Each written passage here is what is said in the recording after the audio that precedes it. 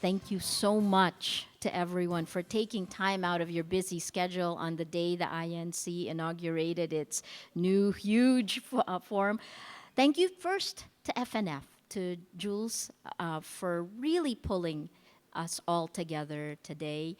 To our distinguished speakers and panelists, I had history of the Philippines coming through. Let's start with Verhel's history now. And John, Nadia, the members of media who've come through, the members of Congress. And Eric, thank you for coming. So many, it's good to see you again, Bobby. Everyone said what we had, you picked it all up today, so let me just tie it all up in 5 points. For me, there are only 5 points that stand between where we are and where our dream will take us. And ironically, it is always this. I just came from the Indonesian elections last week and the same discussion, which is about idealism versus realpolitik. This is freedom of information. Idealism versus realpolitik. The realpolitik is how do you pass it through, down to the details of how do you make people understand it. The 5 points are really the culture. These are, I'll take them in different ways, but culture, we talked about it. Philippine democracy is much older than Indonesia's. Since 1986, we've been vibrant. We have a culture. What prevents it on the cultural side, you mentioned this, fear of the ruling elite, of political elite, and vested interests. We've said this, and there have been lots said about that already. The next step, the second step, is really how do we do it? Process, workflow. In the past, that got in the way because process and workflow seemed like we would need the third step, which would be more money, right? So, but here's the part where it links to number 4, where it gets rid of problems 2 and 3. Process and workflow and money, throw them out because number 4 comes in, technology. And this ties it up with Senator Poe's keynote, which is with this technology, all our institutions need to do a review anyway. They need to look at how to put everything online for this generation. The Philippines' median age is 23 years old. ComScore in 2010 called us the social media capital of the world. They're there.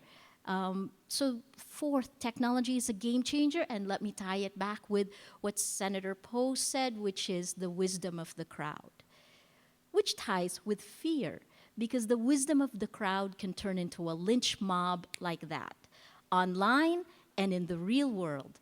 But I'll bring that right back to number 1, which is culture.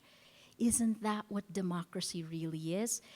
And that brings it 1, 2, 3, 4, 5. The 5th is what Congresswoman Representative Robredo talked about, which is really institutionalizing. Bobby De Ocampo, the former Finance Secretary De Ocampo, talked about this under Ramos's time. Institutions, institutions, institutions.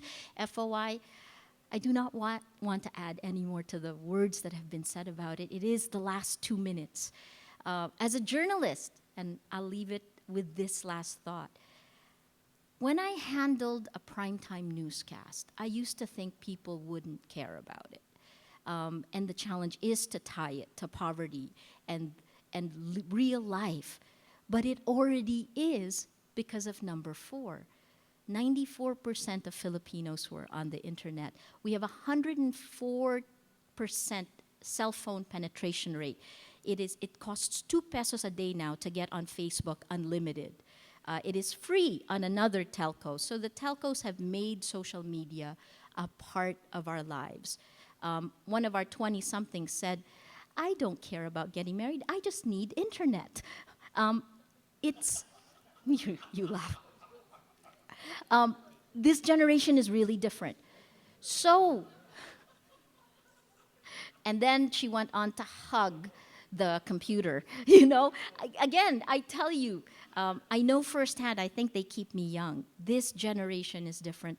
And let's hope that this generation pushes it, but that our representatives, our lawmakers, understand and continue to push for it. Don't get tired of it. The paradigms have changed because of technology, which makes the 5 things again. Culture, we have it.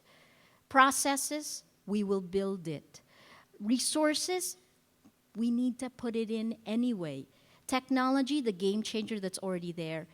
Fifth is institutionalizing.